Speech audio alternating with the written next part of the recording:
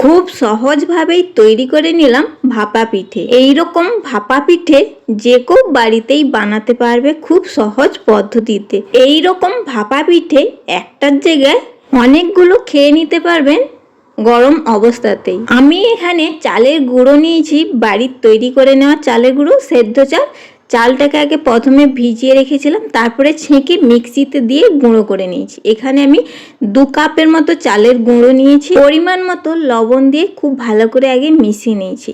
আর এর মধ্যে আমি দিয়ে দিচ্ছি গরম জল। জলটিকে দিয়ে অল্প অল্প করে আমি মাখছি।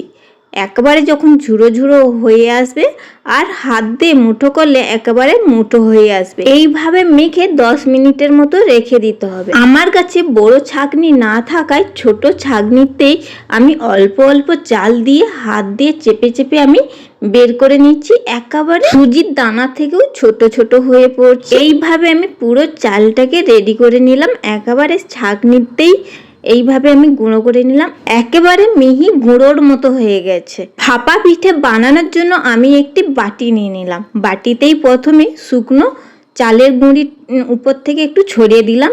আর যে চালটি ভিজিয়ে আমি গুঁড়ো করে নিয়েছি ওই চালটিকে আমি 2 চামচের মতো দিয়ে আলতোভাবে চেপে দিলাম।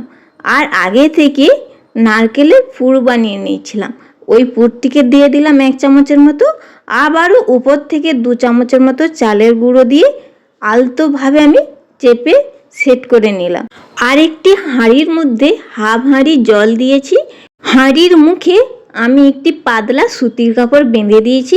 আর জলটি ফুটতে শুরু করলে যে বাটিতে আমি পিঠেটা রেডি করেছিলাম ওই পিঠেটা হাঁড়ির মুখের ওপর আমি দিয়ে দিলাম আস্তে করে। দিয়ে ওর ওপরে আমি আবারও একটি বড় বাটি ঢাকনা দিয়ে দিলাম। আর 5 মিনিট ভাপে রেখে দিলাম। 5 মিনিট পর ঢাকনা খুলে আমি একটি হাতার সাহায্যে পিঠেটি তুলে নিলাম। আর একই রকমভাবে সমস্ত পিঠে তৈরি করলাম।